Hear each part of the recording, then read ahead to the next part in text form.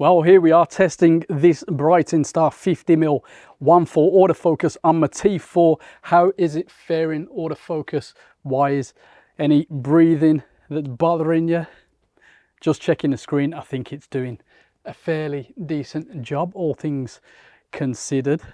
Yeah, we're gonna go back in time and see how I felt about it when I unboxed it. There's a few little things physically that we need to talk about. Then of course we're going to get out, have a good play with this lens, and then after some good use and abuse, I'll summarize my thoughts and then it'll be over to you. So yeah, let's crack on. Greeted with one manual QC, and there's another bit of gubbins there, warranty card, fair enough. And I don't know if you saw my other video or last video from Brightin Star. I love this. It's absolutely lovely touch. Nicest case out there, and at this budget, quite a surprise. All right then, let's see. What are my first impressions? That is actually quite nice little hood. Snap cap there. So we've got 58mm filter thread, 50mm, so 75 equivalent on our APS-C cameras. 50cm minimum focus distance. This annoyingly is not an aperture ring. However, the manual focus ring is pretty decent. It's all metal. It's about at 450 grams. In all honesty, it feels as good as, dare I say, some Fujifilm XF lenses feel in the hand, even though I think I'm gonna really miss the aperture ring. I don't know why I need this bit of grip in here, but anyway, otherwise it's a very tidy looking thing. We do have a USB-C port there, no weather sealing. Aperture goes 1.4 to 16, 9 diaphragm blades, 12 elements in 8 groups. Is actually quite a decent feeling lens, all metal, and I do like the hood, and I'm glad it's got that little button. Nice attention to detail there. That is actually rather nice, but let's get out and shoot with it.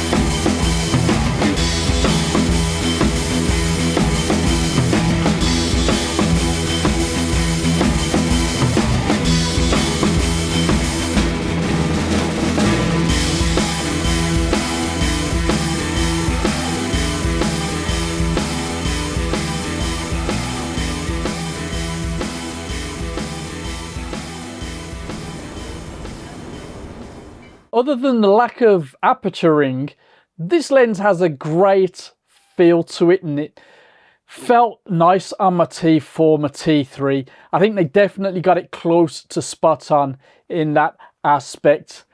Autofocus, not bad, as you saw in the intro. It tracks accurately, if a little bit slow in video mode and with a little bit of focus breathing, but in stills, not too bad.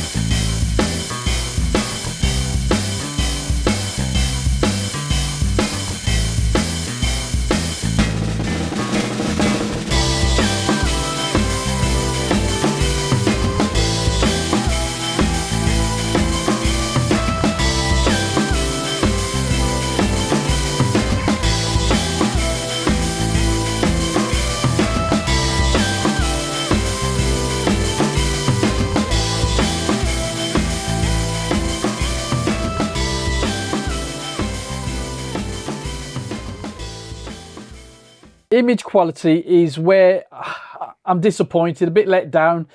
And there are at least 60 images in this video to give you a good idea what I'm talking about. Wide open sharpness is okay. It's not forgiving. Stop down to around 2.8 and you do see some big improvements in fairness. Color rendering is good. Contrast isn't bad. Chromatic aberration and fringing present wide open up until around f4. Distortion is pretty minor and vignetting is minimal. Now for that personal one, bokeh. For me, it's a weird one. I'm finding smooth textures, lights look pretty good actually, but then it's not so amazing with messier, more random textures like flora. But what do you think?